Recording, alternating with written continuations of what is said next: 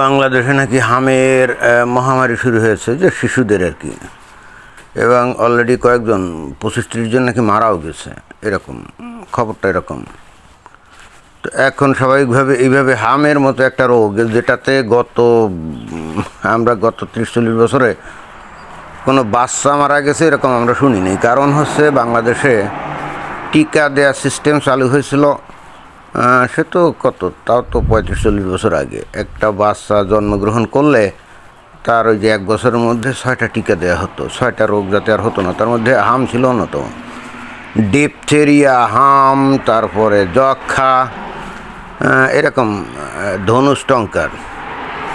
ধনুষ্টঙ্কার, হ্যাঁ, টিটেনাস, এরকম 6টা রোগের টিকা দেওয়া হতো।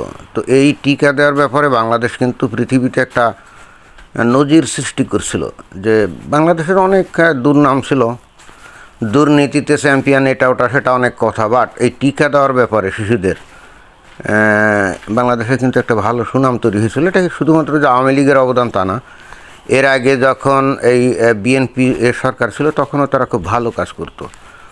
অ্যাটলিস্ট আমরা বিগত 30-40 বছরে কখনো শুনি নাই এরকম হামের মতো অতি সাধারণ একটা রোগে এই শিশু মারা যেত। বাট এইবার বিএনপি সরকার এই কয়েকদিন ধরে ক্ষমতা আসার কারণে না, ক্ষমতা আসার পর এই মৃত্যুর খবর চলে আসলো, এবং এটা নিয়ে তো এখন শোরগোল পড়ে গেছে। কিন্তু বিএনপি সরকার তো আসলে এর জন্য দায়ী না, তাই না? কারণ হচ্ছে এরা মাত্রই দেড় মাস হলো ক্ষমতা আসছে, অতএব এরা তো জানেই না যে ঘটনা কী, স্বাস্থ্যখাতে কী হচ্ছে। তো গত দেড় বছরেরও বেশি সময় ধরে অন্তর্বর্তী সরকার ক্ষমতায় ছিল, এবং তারা তো বস্তুত বাংলাদেশে একটা এজেন্ডা নিয়ে ক্ষমতায় ছিল। তারা তো বাংলাদেশের ওই শিশুদের স্বাস্থ্যের কী হলো বা শিক্ষার কী হলো, এগুলা তো তাদের এজেন্ডা ছিল না, এবং এদিকে তারা মাথাও ঘামায়নি। অথচ শেখ হাসিনা উনি যখন ক্ষমতা থেকে চলে যান, ওই বছরই বাংলাদেশে এই স্বাস্থ্য খাতে 41,000 না 42,000 কোটি টাকা বরাদ্দ ছিল।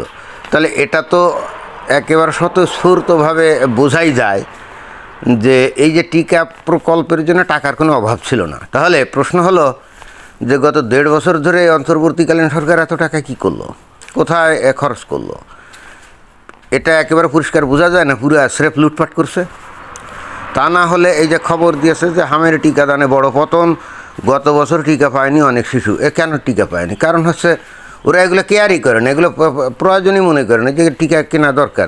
তারা মনে করেছে আমরা তো সাময়িক কয়েকদিনের জন্য আসছি, আমরা হলাম ওই বসন্তের কোকিল, অতএব যত মজার অঙ্গ তামাশা করা যায় করি, আর লুটপাট যা করার সেগুলো করি, এখানে অতঃপর যা কিছু হোক না কেন এর দায় ভার তো আর আমাদের উপর বর্তাবে না। কিন্তু আসলে তো বর্তে গেছে, তাই না? ওই যে স্বাস্থ্য মন্ত্রণালয়ের একজন উপদেষ্টা ছিল না, কি জানি একজন মহিলা, এখন সেই মহিলাকে ধরা উচিত, এই মহিলাকে ধরা উচিত। এই হলো সব মানে নাটের গরু। সেই 41,000 বা 42,000 কোটি টাকা লুটপাট করছে, এতে কিন্তু কোনো সন্দেহ নেই। নানা কায়দায় নানাভাবে লুটপাট করছে, এবং দেখলাম যে সাভার না কোথায় জানি তার যে জায়গা ছিল সেখানে বিশাল আলিশান বিল্ডিং প্রস্তুত হচ্ছে। এটা কে বা কারা দেখালো, তো হঠাৎ করে কি আলাদিনের চেরাগ পেয়ে গেল না কি, যে আলিশান বিল্ডিং তুলতেছিল। এবং একই সঙ্গে এই মোহাম্মদ ইউনূস সহ অন্যান্য যত উপদেষ্টা আছে সবগুলাকে ধরা উচিত, এখনই ধরা উচিত। এদের যদি এই বিএনপি সরকার যদি না ধরে, তাহলে জনগণ কিন্তু বিএনপি সরকারের ওপর আস্থা তুলে ফেলবে। কারণ গত 1.5 বছরে এই অন্তর্বর্তীকালীন সরকার অর্থাৎ ইউনূস এবং তার পাঙ্গরা যেভাবে বাংলাদেশকে লুটতরাজ করছে, এটা বাংলাদেশের ইতিহাসে আর কখনো এই ধরনের লুটতরাজ হয়নি।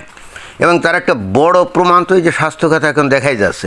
শেখ হাসিনা দিয়ে গেল বাজেটে 41,000 কোটি টাকা, অথচ সেই টাকা কিন্তু ঠিকই খরচ হয়ে গেছে। আর এই স্বাস্থ্যমন্ত্রী সে কী বলে, খাতে নাকি কোনো টাকাই না। তো 41,000 কোটি টাকা এগুলো কোথায় গেলো? তাহলে তারই এখন অনুসন্ধান করা উচিত না?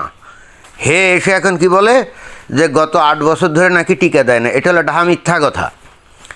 এই লোকটা আমার কাছে কেন জানি মনে হয় বিএনপির মধ্যে জামাত ইসলামের একটা প্রেতাত্মা, তা না হলে এই ধরনের কথা বলতো না।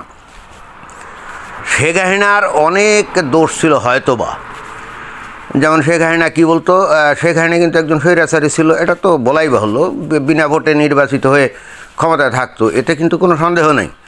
কিন্তু এই যে শিশুদের স্বাস্থ্যের ব্যাপারে বা নারীদের অধিকারের ব্যাপারে তার ছিল জিরো টলারেন্স নীতি। এ ব্যাপারে উনি কখনো কোনো ছাড় দিতেন না। অতএব 8 বছর আগে থেকে যে টিকা পান, এটা হলো ডাহা মিথ্যা কথা। 8 বছর আগে যদি টিকা না পেয়ে থাকে তাহলে এই শেখ হাসিনার আমলেই তো এরকম হামে প্রচুর শিশু মারা যাওয়ার কথা ছিল, তাই না? তা তো মারা যায়নি। তাহলে এই ভদ্রলোক বেসিক্যালি এই অন্তর্বর্তীকালীন সরকার তথা এই মোহাম্মদ ইউনূসের সরকারের যাতে কোনো বদনাম হয় এটা সে করতে দিতে রাজি না। এবং আমরা তো জানি যে এই মোহাম্মদ ইউনূসের সরকার বস্তুত চালাতো জামাত ইসলাম, তাহলে আলটিমেটলি দোষটা জামাত ইসলামের ঘাড়ের উপরে চলে আসে না। যদিও লিখিতভাবে বা ফর্মালি তারা চালাতো না, বাট ইনফর্মালি তো ইউনূস সরকারকে তারাই চালাতো। তাহলে স্বাস্থ্যখাতের যত অব্যবস্থাপনা বা লুটপাট, এগুলোর দায়িত্ব কি জামাতের ইসলাম বর্তায় না? জামাতের ইসলামের ওপর বর্তায় না? তাহলে এখানে এই বিএনপির স্বাস্থ্যমন্ত্রী এসে এই কথা বলে কী করে? বিএনপির স্বাস্থ্যমন্ত্রী সেই কথা বলে কী করে যে 8 বছর আগের থেকে, তার মানে এ দায়িত্ব সে ওই অন্তর্বর্তীকালীন সরকারের উপর দিতে না সে শেখ হাসিনার উপর বর্তাতে চায়। কিন্তু এভাবে হলে তো হবে না। শেখ হাসিনার উপরে যদি বর্তাতে চায় তাহলে তার প্রমাণ থাকতে হবে না? তাহলে তখন কি কোনো শিশু মারা যেত না? যেত না। আর এ ব্যাপারে আমি আবারও বললাম যে শেখ হাসিনা ছিল জিরো টলারেন্স নীতি ছিল শিশুদের ব্যাপারে। দরকারে বাংলাদেশে চাউল আমদানি বন্ধ করে দিতে উনি রাজি ছিলেন, কিন্তু শিশুদের এই রক্ষার টিকা আমদানি উনি বন্ধ করতেন না। এবং উনি যে এ ব্যাপারে কত ডেসপারেট এবং কত পারঙ্গম ছিলেন তার তো ব্যাপক প্রমাণ আমরা দেখি সেই কোভিড সেই কালীন সময়ে, তাই না? যে 2020-21 সালের ওদিকে যখন মার্কেটে টিকা চলে আসলো পৃথিবীতে, উনি তো ঠিকই পৃথিবীর যে কোনো প্রান্তে গিয়ে এমনকি ভারতকে ম্যানেজ ট্যানেজ করে ভারত অন্য কোনো দেশে টিকা না পাঠিয়ে ঠিকই বাংলাদেশেই তো পাঠাইছিল এবং বাংলাদেশের মানুষ বেঁচে গেছিলো, তাই না? এটা তো সত্য কথা। মানে একটা মানুষকে আপনি ঘৃণা করবেন, অপছন্দ করবেন, কিন্তু তার কোনো ভালো কাজকে আপনি স্বীকার করবেন না, এই মন মানসিকতা নিয়ে তো অন্তত আর দেশে রাজনীতি করা যায় না, তাই না? আমার মনে হয় যে এই বিএনপির এই স্বাস্থ্যমন্ত্রী হলো আসলে জামাত, এবং জামাত বলেই বস্তুত এই দোষটা আওয়ামী লীগের ঘাড়ে চাপানোর চেষ্টা করছে। অথচ এই দায় কোনোভাবে আওয়ামী লীগের উপরে পড়ে না, একেবারে 100%ই পড়ে না। এই স্বাস্থ্যমন্ত্রী কী বলছে, গত 8 বছর হামের টিকা দেওয়া হয় নাই। হ্যাঁ, হামের টিকা দেওয়া হয় নাই, তার মানে কি শেখ হাসিনা সরকার যে হামের টিকা মানে ওই যে টিকাগুলো যে দেয়া হতো এগুলো আমদানি করে নেয় সেটা তো বুঝায় না। আমদানি ঠিকই করছিল, যদি দেয়া না হয় তারও দায় কিন্তু জামাত ইসলামের এবং বাংলাদেশে ইসলামপন্থী যে দলগুলো আছে তাদের, কারণ তারাই সারা বাংলাদেশে প্রচার করে বেড়াতো যে এই টিকা দেয়া হারাম, টিকা দেয়া হারাম। হ্যাঁ, এরাই তো বলতো যে এগুলো আল্লাহর সাথে পাল্লা, টিকা দেওয়া যাবে না, যে যেভাবে জন্মগ্রহণ করছে তাকে সেভাবেই থাকতে হবে। এখানে টিকা দেওয়া মানে হলো আল্লাহর হাতে জন্ম মৃত্যু, সেটা মানুষ নিয়ন্ত্রণ করছে। হ্যাঁ, তার জন্য জামাত ইসলাম দায়ী, কারণ তারা ইসলামপন্থী রাজনীতি করে, বহু হুজুর তাদের পক্ষে কথা বলে এবং তারাই এই টিকা না হারাম এটাই বলছিল, তাই না? এখন এই সমস্ত ধুনধুন কথা বলে তো কোনো লাভ নেই। তো যাই হোক, আমার বক্তব্য কিন্তু অত্যন্ত পরিষ্কার। এই লোকটা যে জামাত ইসলাম এতে কিন্তু কোনো সন্দেহ নেই।